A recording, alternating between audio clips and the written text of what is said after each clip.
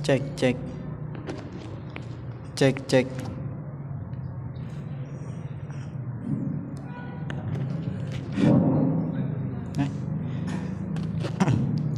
Bismillahirrahmanirrahim. Assalamualaikum warahmatullahi wabarakatuh.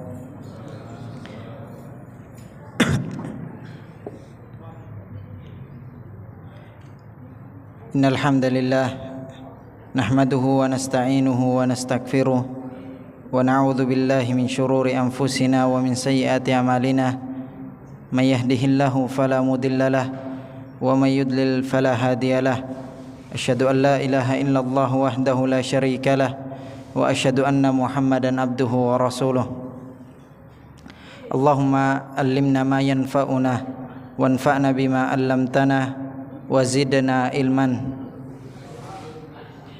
Rabbi shrah li sadri wa yassir li amri wahlul 'uqdatam min lisani yafqahu qawli. Amma ba'd. Para jamaah yang semoga senantiasa diridhai dan diberkahi oleh Allah Azza wa Jalla. Alhamdulillah, kita bersyukur kepada Allah Azza wa Jalla atas banyaknya nikmat yang Allah berikan kepada kita, yang tidak henti-hentinya kita rasakan hingga saat ini. Dan di antara nikmat yang paling besar yaitu adalah nikmat iman dan nikmat Islam, yang mana kedua nikmat ini adalah puncak dari nikmat yang Allah berikan kepada seorang hamba. Coba kita lihat bagaimana manusia yang mungkin jasa beliau lebih banyak, jasa dia lebih banyak kepada Nabi sallallahu alaihi wasallam ketimbang jasa kita, yaitu paman Nabi sallallahu alaihi wasallam yang tidak mendapatkan nikmat iman dan Islam ini, yang tempatnya di dalam api neraka. Padahal begitu besar jasa dia kepada Nabi sallallahu alaihi wasallam. Hanya sekedar Nabi sallallahu alaihi wasallam berdoa untuk memintakan syafaat untuk pamannya, Allah tegur langsung Nabi. Coba kita lihat bagaimana besarnya nikmat ini. Seluruh kaum muslimin akan masuk surga. Orang-orang yang beriman akan masuk surga. Adapun dosa yang pernah dia lakukan di dunia akan dicuci terlebih dahulu di api neraka. Tapi orang-orang yang tidak beriman, orang-orang yang tidak memiliki nikmat iman dan Islam ini, dia tidak akan dapati. Khalidina finnar. Dia akan kekal abadi di dalam api neraka. Sekarang kita coba bayangkan kalau seseorang divonis di dunia ini tentang hukuman yang paling berat. Kira-kira bapak-bapak, apa hukuman yang paling berat ketika seseorang divonis di dunia ini? Apa kira-kira yang begitu berat? Mungkin hukuman mati. Iya, hukuman mati mungkin adalah hukuman yang paling berat, vonis yang paling berat. Tapi sebenarnya hukuman mati tidak begitu berat. Ada hukuman yang lebih menyiksa dari itu. Dipenjara seumur hidup. Belum lagi kalau dipenjara seumur hidup dengan siksaan. Bisa kita bayangkan. Jadi dia akan merasakan mati perlahan-lahan. Nah, ini hukuman yang paling berat. Dan orang kafir nanti di hari kiamat dia akan rasakan hukuman ini, yaitu kekal di dalam api neraka abadi, tidak akan keluar. Bisa kita bayangkan betapa ngerinya hukuman itu. Hukuman yang paling ringan yang disebutkan di dalam hadis adalah hukuman bagi paman Nabi sallallahu alaihi wasallam, yaitu dipakaikan sendal dari api neraka lalu kemudian otaknya mendidih. Itu hukuman yang paling ringan di api neraka. Lalu kemudian bagaimana hukuman yang paling ngeri? Lalu kemudian itu dirasakan tidak ada batasnya, abadi. Mengerikan, sangat mengerikan hukuman tersebut. Itulah mengapa kita bersyukur kepada Allah Azza wa Jalla atas nikmat ini. Di antara doa yang bisa kita amalkan agar nikmat iman dan Islam ini terjaga bagi kita adalah ini doa yang seringkali Nabi SAW panjatkan semasa hidup beliau. Beliau berdoa, Allahumma ya muqallibal qulub, tsabbit qalbi ala dinik. Wahai Zat yang maha mampu membolak-balikkan hati seseorang, tetapkanlah hatiku di atas keimanan kepadamu. Allahumma ya musarrifal qulub, wahai Zat yang maha mampu menyelewengkan hati seseorang, kalaulah hatiku ini ingin engkau selewengkan, maka selewengkanlah pada hal-hal yang baik. Ini doa yang harus kita hafalkan dan harus sering kita panjatkan di doa-doa kita. Allahumma ya muqallibal qulub, tsabbit qalbi ala dinik. Allahumma ya musarrifal qulub, sarrif qalbi ala ta'atik. Insyaallah sebagian kita sudah hafal doa ini. Di antara doa juga di dalam Al-Qur'an, Rabbana la tuzigh qulubana ba'da idh hadaitana. Ini doa-doa yang harus kita panjatkan karena fitnah ini begitu besar. Banyaknya orang yang terfitnah di zaman sekarang ini karena media sosial. Dia tidak mempunyai wawasan ilmu yang cukup. Akhirnya dia mendengar atau membaca di media sosial, akhirnya dia terpengaruh dan waliyadzubillah sampai menggoyahkan akidah dia, menggoyahkan keyakinan dia sebagai seorang muslim, lalu kemudian berpaling dari agama Islam ini, waliyadzubillah. Dan ini banyak kasus seperti ini karena tidak kokohnya keimanan dan akidah dia, dan juga dia tidak pernah berdoa kepada Allah Azza wa Jalla tentang bagaimana nikmat Islam dan iman ini.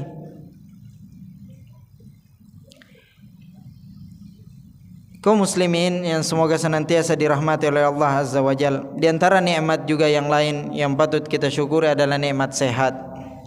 Yang mana dengan nikmat sehat ini kita mampu melangkahkan kaki kita menuju masjid ini. Pepatah Arab, ada pepatah Arab yang pernah mengatakan, as-sihhatu tajun ala ru'usil asihha, la yura illa al-marda. Kesehatan tajun ala ru'usil asihha. Nikmat sehat itu bagaikan mahkota di atas kepala-kepala orang-orang yang sehat.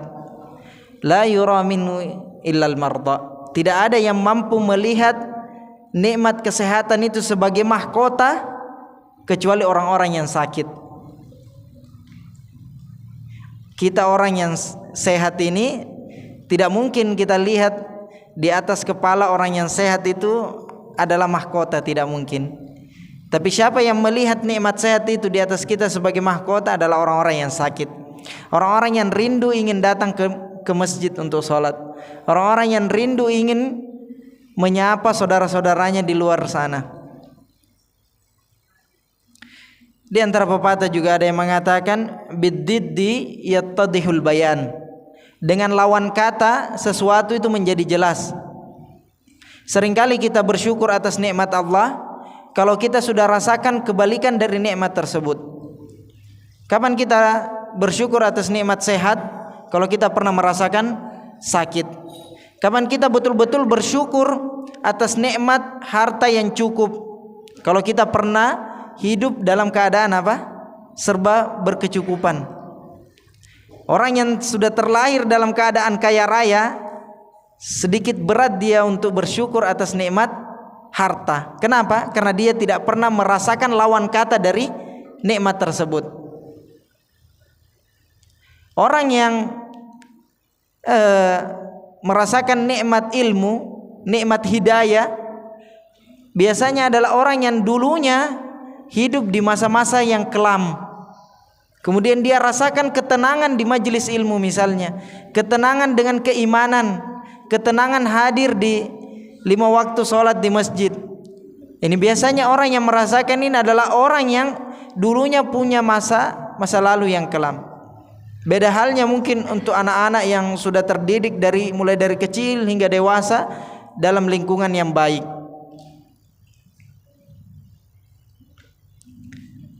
Makanya kita tidak heran orang-orang yang dulunya punya masa lalu yang kelam, lalu kemudian dia bersikeras untuk bagaimana dia ingin mendidik anaknya untuk jadi lebih baik. Bagaimanapun ini anakku harus mondok. Kenapa? Apa motivasi di balik itu semua? Karena dia pernah merasakan lawannya ini. Bagaimana dia rasakan lawannya dari nikmat ini adalah nikmat kesengsaraan tidak di atas hidayah. Itulah kenapa dia bersikeras untuk mendorong anaknya untuk merasakan nikmat hidayah ini.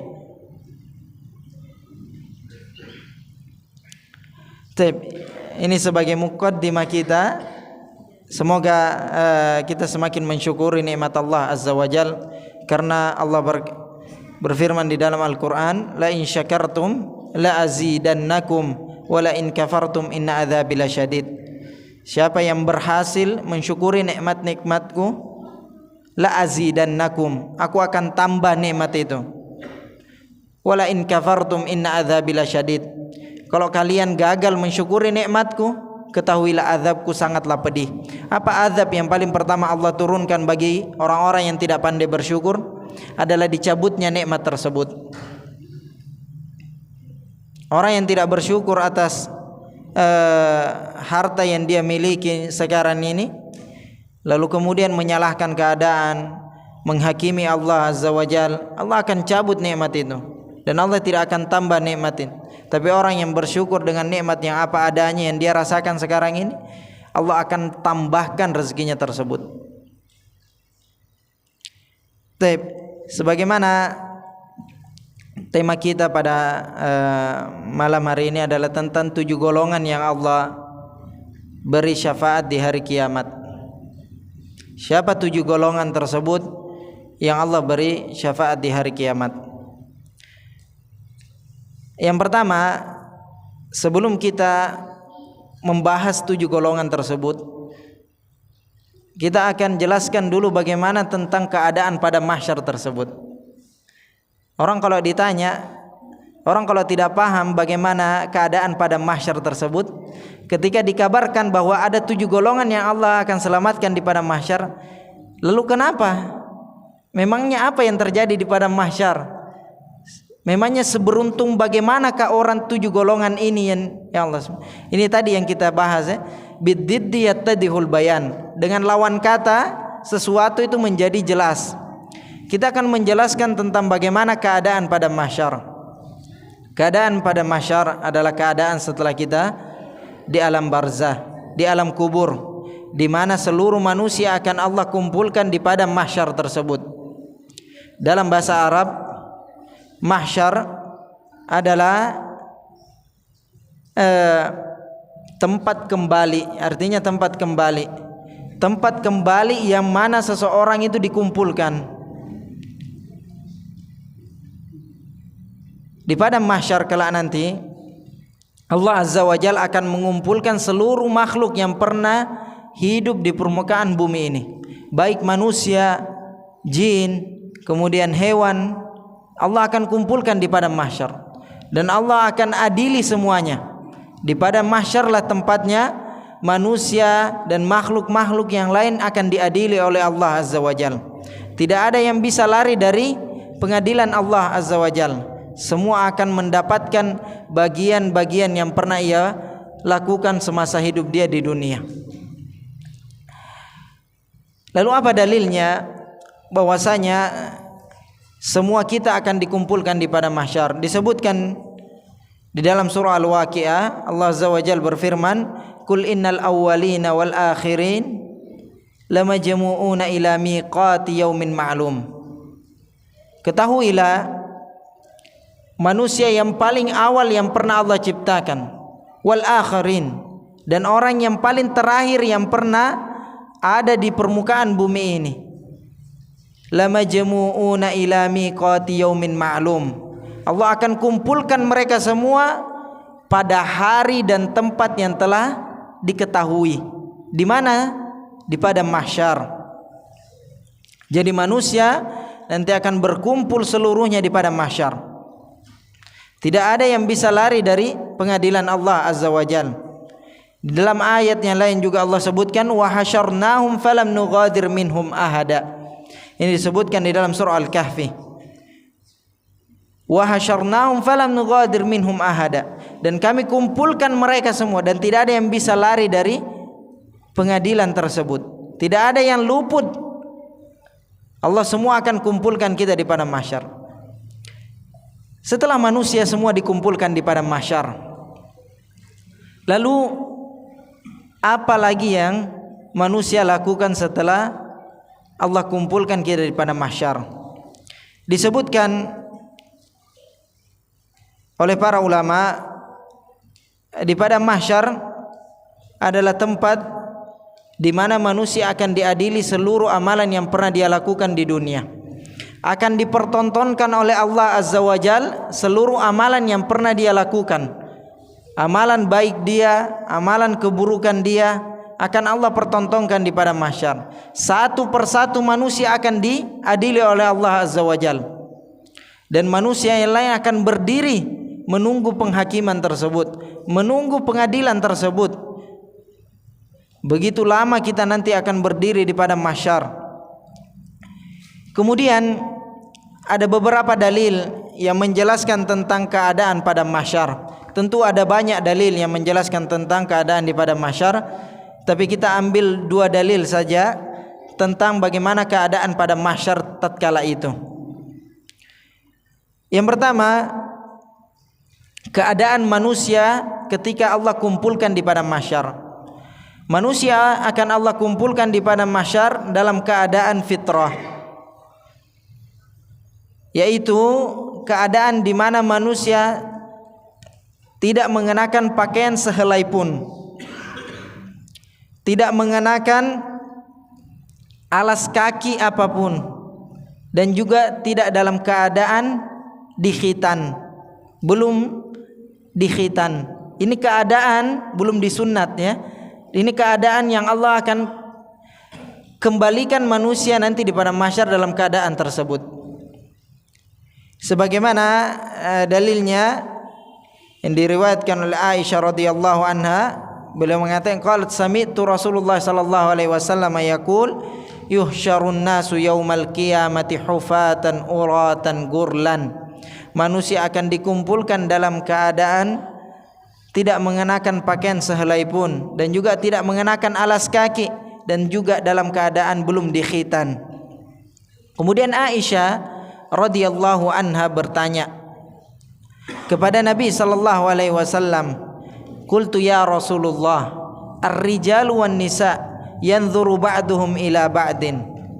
Kalau manusia dikumpulkan di padang mahsyar dalam keadaan tidak mengenakan pakaian sehelai pun, maka sangat memungkinkan antara laki-laki dan perempuan saling menengok kiri dan kanannya, saling melihat apa? Aurat. Aisyah bertanya kepada Rasulullah tentang hal tersebut. Lalu Rasulullah sallallahu alaihi wasallam pun menjawab. Beliau mengatakan, qala ya Aisyah, wahai Aisyah, al-amru aham min an yanzura ba'duhum ila ba'din. Betul, tapi keadaan di saat itu adalah keadaan yang sangat mengerikan, keadaan yang sangat genting. Manusia tidak lagi terpikirkan untuk hanya sekedar menengok kiri dan kanannya. Kenapa? Karena di depannya ada pengadilan yang tidak bisa dia lari, ada hukuman yang siap untuk dia hadapi dengan apa yang dia lakukan. Makanya Rasulullah mengatakan al-amru aham, keadaan di situ sangat mengerikan.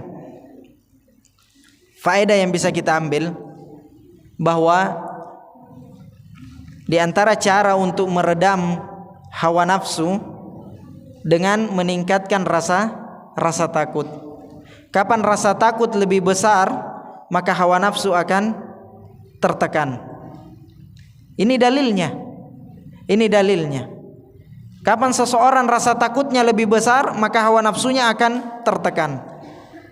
Hawa nafsunya akan terkendalikan. Begitu pula sebaliknya. Kapan seseorang yang rasa takutnya kepada Allah Azza wa Jalla itu kurang, maka hawa nafsunya akan mengendalikan dia.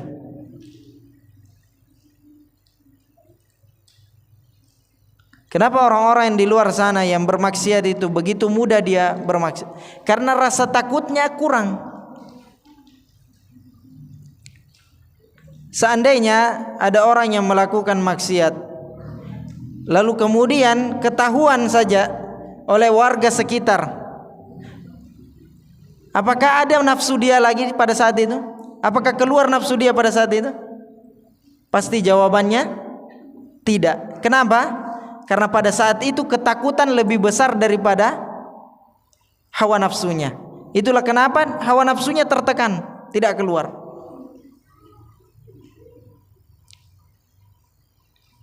Kenapa seseorang tidak berani bermaksiat di dalam masjid?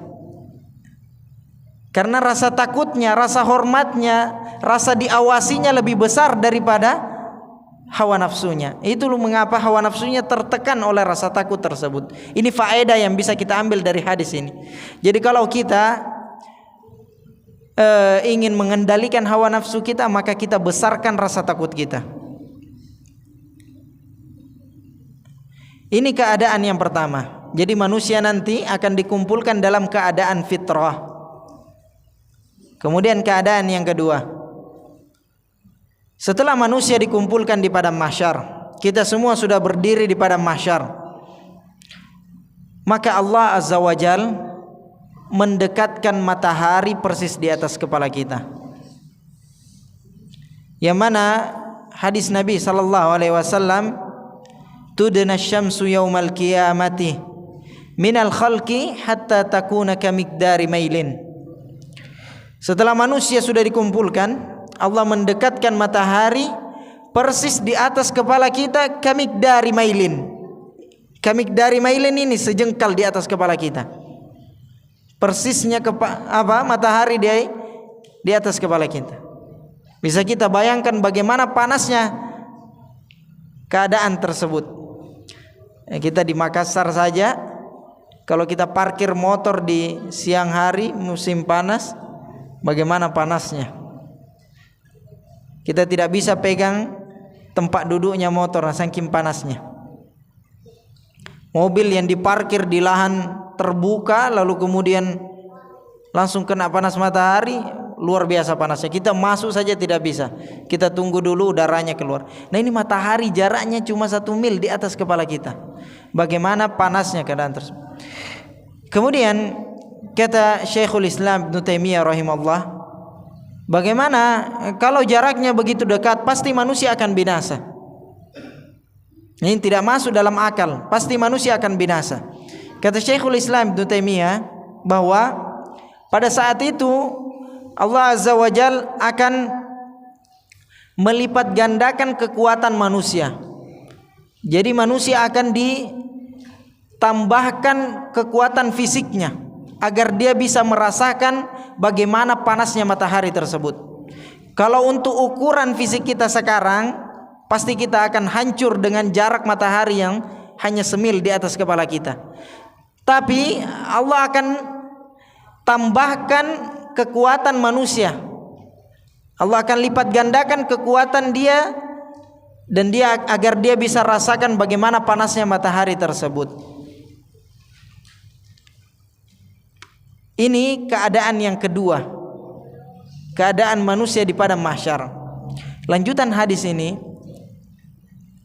kemudian di padang mahsyar setelah matahari tersebut didekatkan oleh Allah, maka di antara manusia ada yang merasakan panasnya matahari tersebut sehingga dia tenggelam persis di atas mata kaki dia. Dia tenggelam oleh keringatnya sendiri dan mata kakinya tenggelam oleh keringatnya sendiri. Ada di antara manusia yang tenggelam hingga lututnya. Ada di antara manusia yang tenggelam oleh keringatnya sendiri hingga pundaknya. Bahkan ada di antara manusia yang tenggelam oleh keringatnya sendiri hingga menutupi kedua matanya. Ini semua tergantung dengan amalan yang pernah kita lakukan di dunia. Setelah kita terbayang bagaimana ngerinya keadaan tersebut di padang mahsyar, Allah Azza wa Jal menyebutkan di dalam hadis Nabi sallallahu alaihi wasallam tentang 7 golongan yang Allah beri naungan sehingga dia tidak merasakan panasnya matahari tersebut. Nah, ini judul materi kita pada malam hari ini. Allah berikan naungan sehingga dia tidak merasakan panas matahari tersebut. Siapakah 7 golongan tersebut? Ini semua dirangkum dalam satu hadis yang diriwayatkan oleh Abi Hurairah, dan hadis ini adalah hadis yang sahih, yang mana Nabi sallallahu alaihi wasallam pernah bersabda, "Sab'atun yudhilluhumullahu fi dhillihi yauma la dhilla illa dhilluh." Ada 7 golongan yang Allah selamatkan dia dari panasnya matahari dan Allah beri naungan di hari kiamat nanti. Siapa 7 golongan tersebut? Golongan yang pertama adalah al-imamul adil, seorang pemimpin yang adil. Seseorang yang diberi jabatan, diberi rezeki oleh Allah Azza wa Jal berupa amanah jabatan selama di dunia, lalu dia berbuat adil. Kira-kira ini berat tidak, Pak? Berat ya. Ini berat. Dan sedikit di antara pemimpin yang berhasil dengan ujian ini, menjadi seorang pemimpin yang adil. Tapi ada tidak? Ada di antara pemimpin yang mereka itu adalah pemimpin yang adil. Di antaranya adalah Nabi kita, Nabi Muhammad sallallahu alaihi wasallam. Kemudian Khulafaur Rasyidin, Abu Bakrin, Umar, Uthman, Ali. Mereka adalah pemimpin yang adil. Mereka adalah seorang pemimpin yang adil. Kita lihat bagaimana sosok Umar bin Khattab radhiyallahu an. Ketika beliau memimpin, beliau menguasai hampir sepertiga dari dunia. Tapi bagaimana kehidupan Umar bin Khattab radhiyallahu an? Disebutkan dalam beberapa kitab sejarah bahwa Umar bin Khattab radhiyallahu an itu pernah didapati beberapa anaknya yang tidak dikenali oleh penduduk Madinah karena keadaannya yang begitu mengkhawatirkan. Kalau kita bisa kasih istilah sekarang, anaknya Umar bin Khattab pada saat itu seperti busung lapar. Saking miskinnya Umar bin Khattab, dan dia adalah raja pada saat itu yang menguasai sepertiga dari dunia. Bayangkan, yang dia punya kekuatan fisik dan juga jabatan.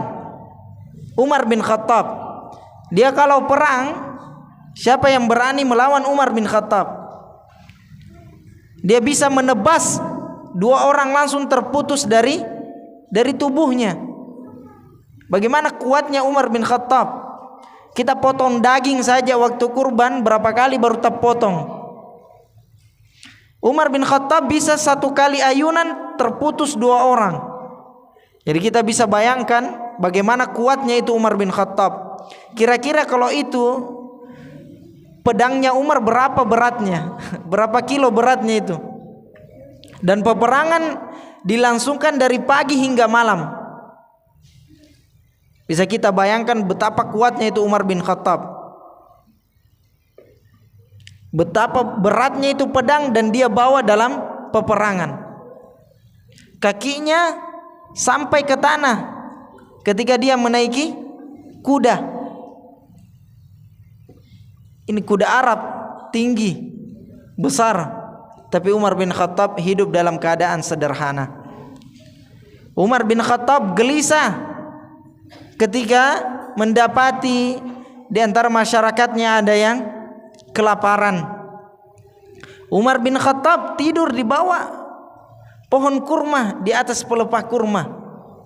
Ini adalah seorang pemimpin yang adil. Umar bin Khattab dan Khulafaur Rasyidin yang lainnya. Kemudian apa patokan seseorang dikatakan dia seorang pemimpin yang adil? Setidaknya adalah seorang pemimpin yang adil yang berusaha menegakkan al-amru bil ma'ruf wa nahyi 'anil munkar. Seorang pemimpin yang berusaha menegakkan kebaikan, dan berusaha untuk menghilangkan keburukan. Ini adalah patokan yang paling pertama bagi seorang pemimpin yang adil. Jadi kalau ada seorang pemimpin yang justru malah mendukung kemaksiatan untuk terjadi di daerahnya, maka itu bukan seorang pemimpin yang adil. Berarti dia ridho dengan kemaksiatan tersebut, dan dia akan dimintai pertanggungjawabannya di akhirat kelak.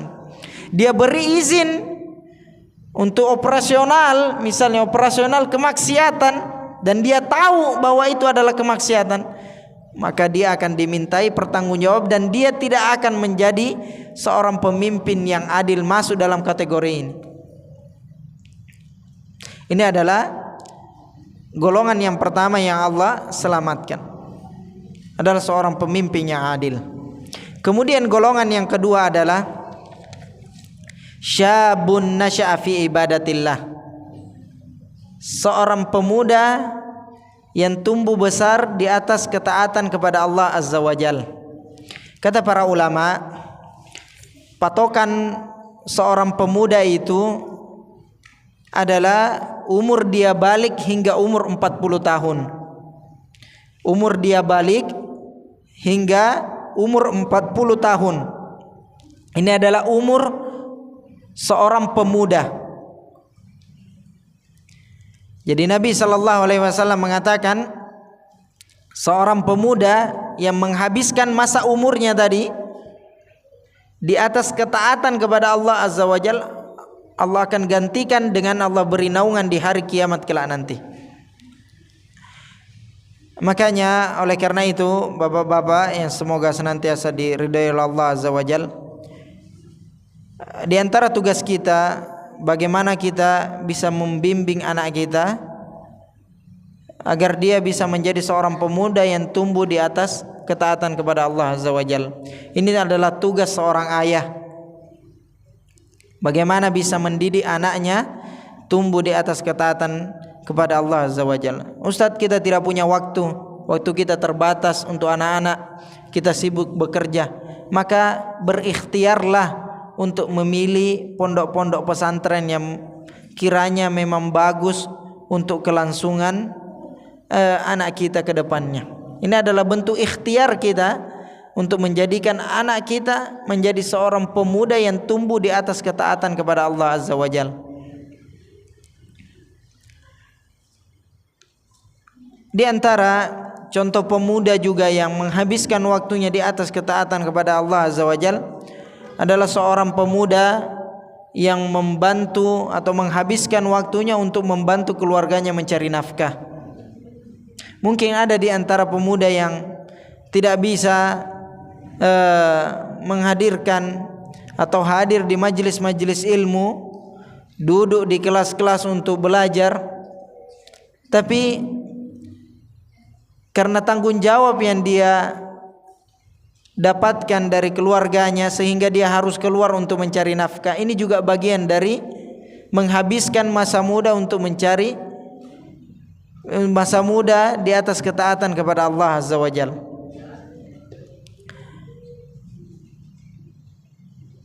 Inilah golongan yang kedua yang Allah beri naungan nanti di hari kiamat. Kemudian yang ketiga adalah rajulun qalbuhu mu'allakun bil masajid.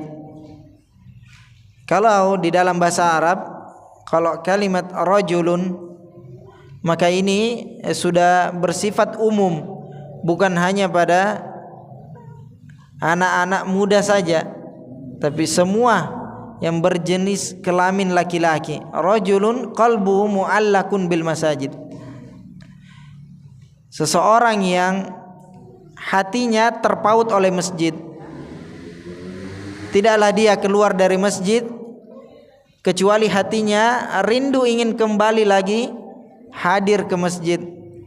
Seseorang yang banyak menghabiskan waktunya di dalam masjid, salat 5 waktu di masjid.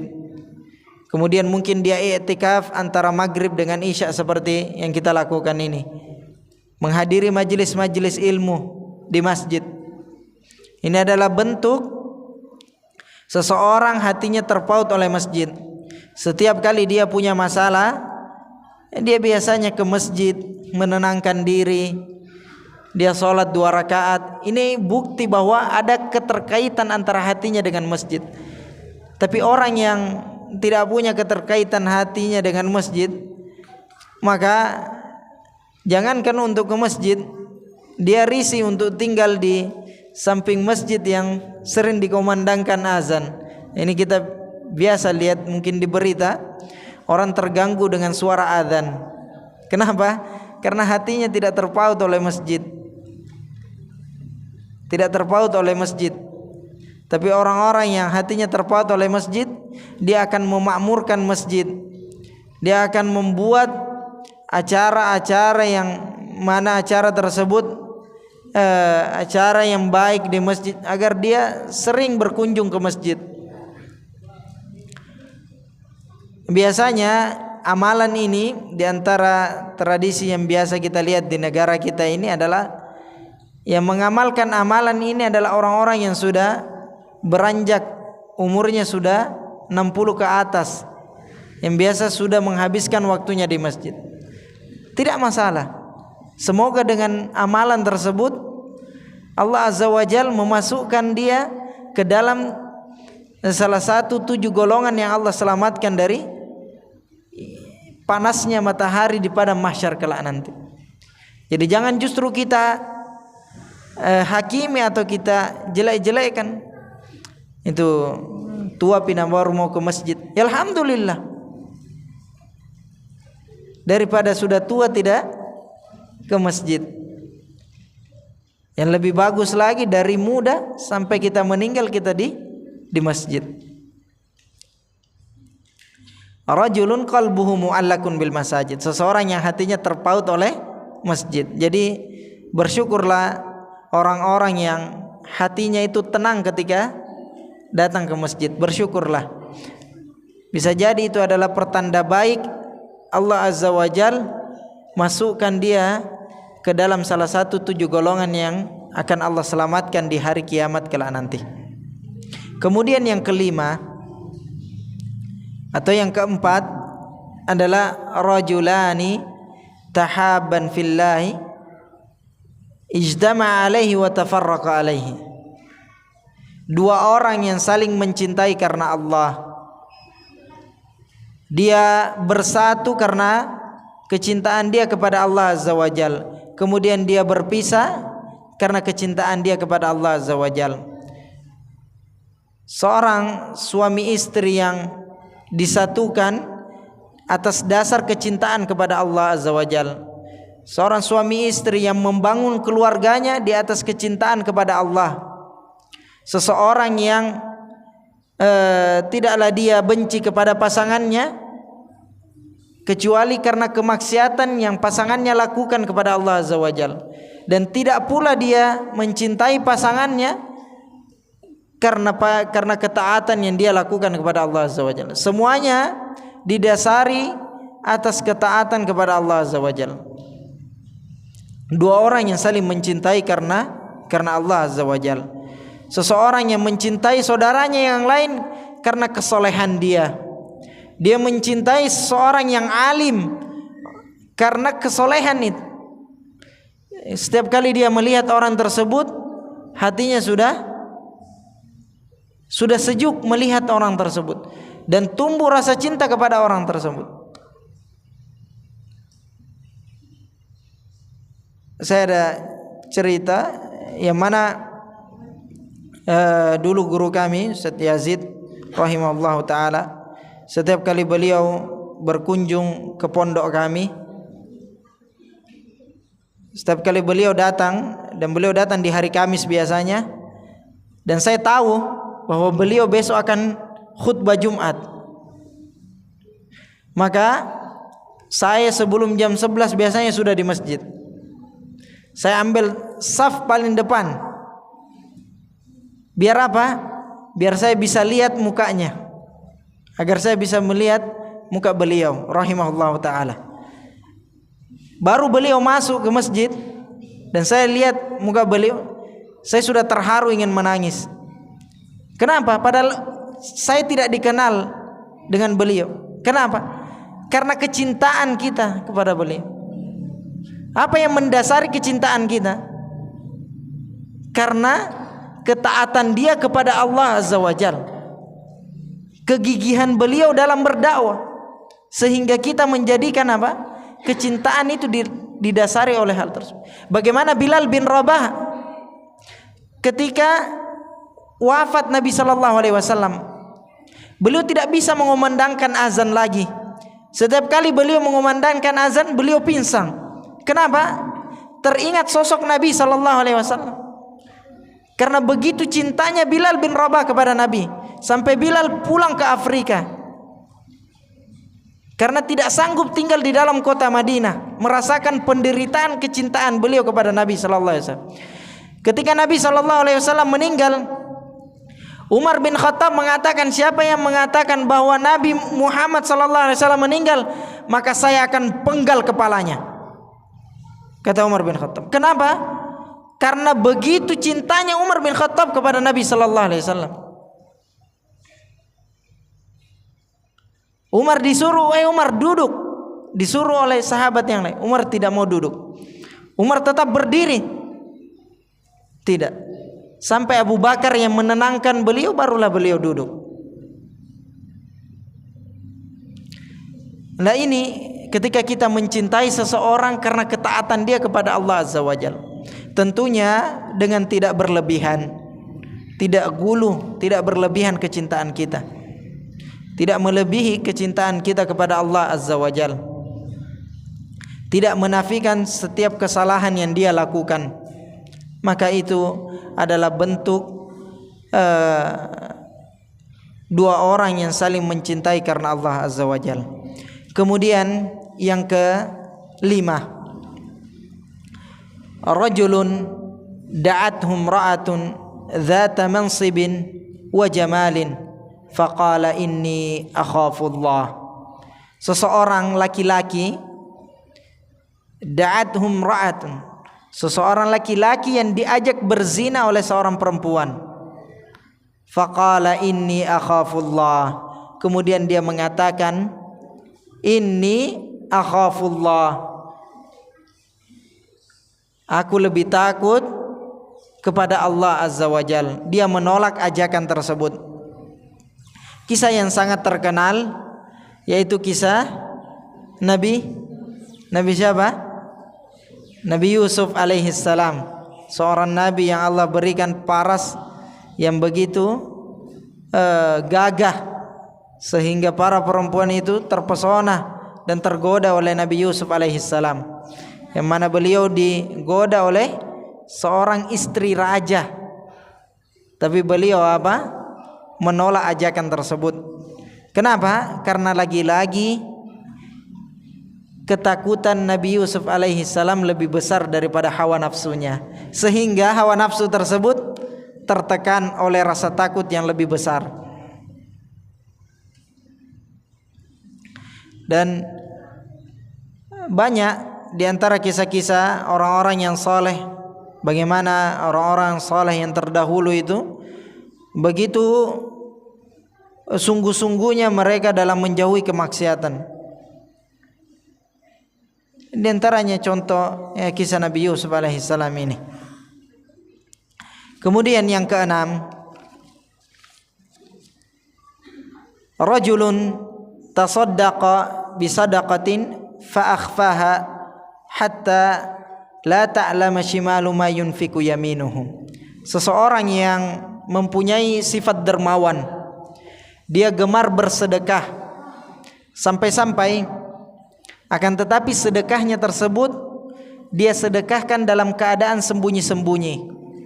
Dia gemar bersedekah dalam keadaan sembunyi-sembunyi, sampai-sampai tangan kirinya pun tidak tahu apa yang diinfakkan oleh tangan kanannya. Saking dia jaganya amalan bersedekah tersebut. Dia tidak mau ada orang lain yang tahu tentang sedekahnya. Tujuannya apa?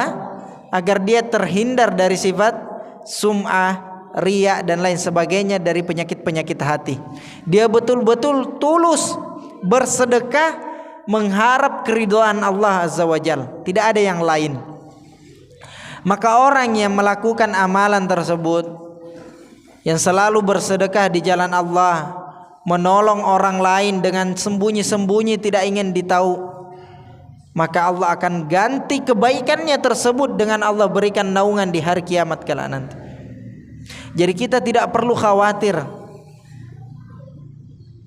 nanti tidak nabalas orang kebaikanku, nanti tidak orang sangkanya ji keburukan semua ji yang saya lakukan. Tidak. Ada Allah yang lihat amalan kita, dan mempunyai keutamaan yang besar orang yang bersedekah dalam keadaan apa? Bersembunyi-sembunyi, atau dalam keadaan orang lain tidak tahu. Mirisnya di zaman kita sekarang orang banyak yang berdalil dengan untuk memotivasi orang lain, sehingga dia apa? Mengupload di media sosial amalan kebaikan dia. Ya betul. Tapi siapa yang bisa menahan gejolak hati ini? Ketika sudah ada 1-2 pujian yang masuk kepada kita, lalu kemudian kita melakukan hal yang serupa, lalu tidak ada yang memuji, pasti hati ini akan bergejolak. Itu tanda bahwa ada kekurangan dari keikhlasan kita.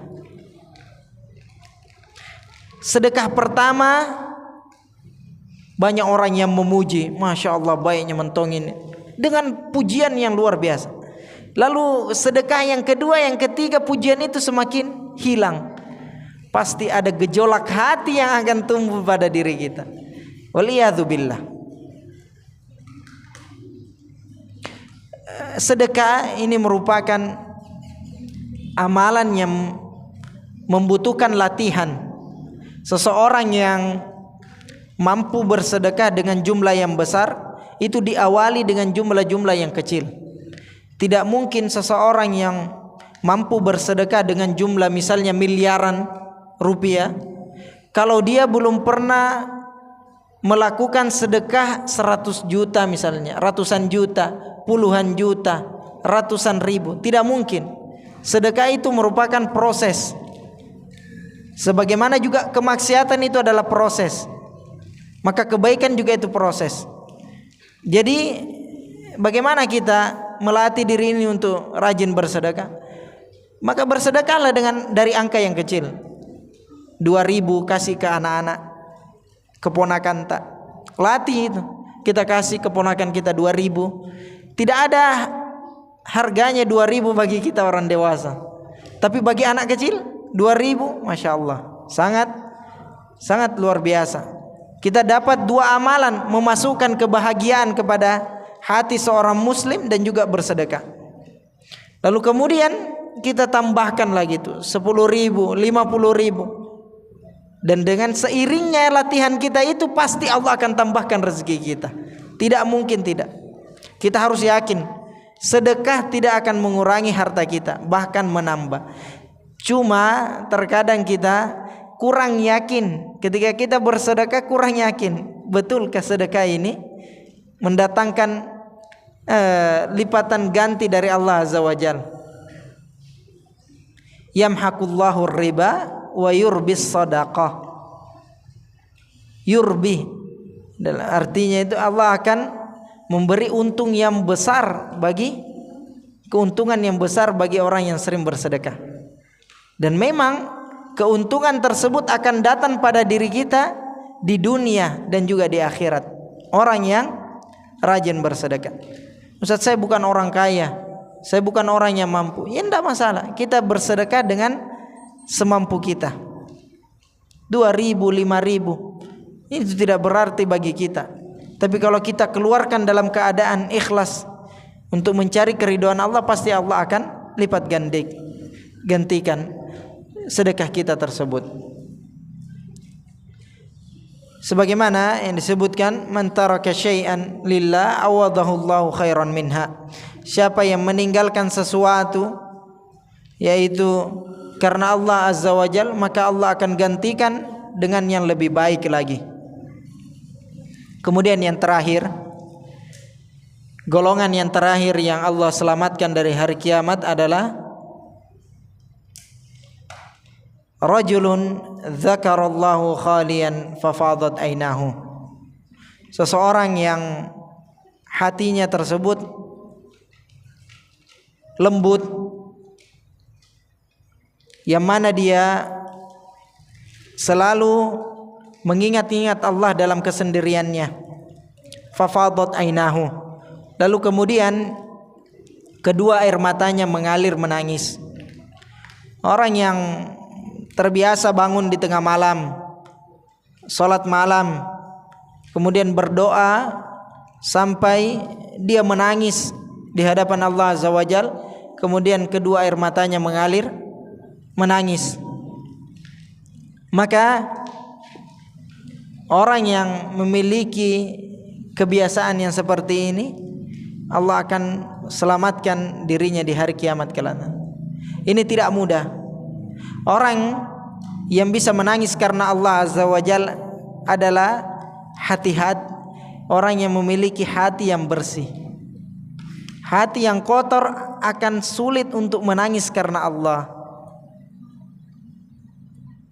Jadi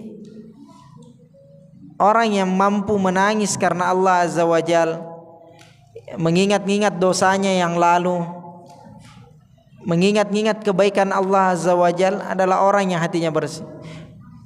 Orang yang gampang tersentuh hatinya dengan nasihat, dengan hadis, dengan ayat Al-Quran, adalah orang yang hatinya bersih, jauh dari penyakit-penyakit hati, dengki, hasad, riya dan lain sebagainya. Hati yang bersih. Orang yang gampang terenyuh, cuma lihat video kebaikan biasanya sudah terenyuh hatinya, sudah. Ini adalah hati-hati yang bersih, insyaallah. Hati yang bersih. Tapi orang yang hatinya kotor, dia akan punya sifat yang keras, sifat yang tidak punya belas kasihan sama sekali. Makanya terkadang kita lihat, bisanya orang lakukan ini. Kalau kita lihat berita di media sosial, bisanya orang lakukan kejahatan ini. Karena kenapa? Karena yang menonton itu adalah antum yang memiliki hati yang bersih. Orang yang melakukan itu dia tidak dalam keadaan hati yang bersih, makanya dia itu anggap biasa. Waliyadzubillah. Ini juga merupakan latihan. Seseorang tidak mudah untuk menangis karena Allah Azza wa Jalla kecuali dengan latihan membersihkan hati kita ini. Di antara cara yang paling manjur untuk membersihkan hati kita ini adalah dengan banyak berzikir kepada Allah. Dan berzikir yang paling utama adalah membaca Al-Quran. Inilah 7 golongan yang Allah akan selamatkan di hari kiamat kelak nanti. Semoga kita dimasukkan di antara salah satu saja dari 7 golongan tersebut. Setelah kita mengetahui 7 golongan tersebut, maka kita pilih mana amalan yang paling dekat dengan diri kita, lalu kita amalkan amalan tersebut. Sedekahkah, menjaga dari kemaksiatan kepada Allah, menangis di tengah malam, atau menjadi seorang pemimpin yang adil. Kita pilih mana yang lebih dekat amalan tersebut dengan diri kita. Kemudian sebelum saya akhiri pertemuan kita, saya ada sedikit hadiah di sini bagi yang bisa menjawab pertanyaan saya. Saya ada 2 parfum di sini. Silahkan angkat tangan yang mampu menjawab pertanyaan. Baik. Pertanyaan yang pertama, apa hukuman yang paling mengerikan di hari kiamat kelak nanti? Silahkan yang bisa menjawab, bapak-bapak. Apa hukuman yang paling mengerikan di hari kiamat? Hukuman yang paling mengerikan di hari kiamat. Iya Pak? Khalidina finnar. Nah, Masya Allah, sahih. Silakan. Khalidina finnar. Ini adalah hukuman yang paling mengerikan, yaitu kekal abadi di dalam api neraka.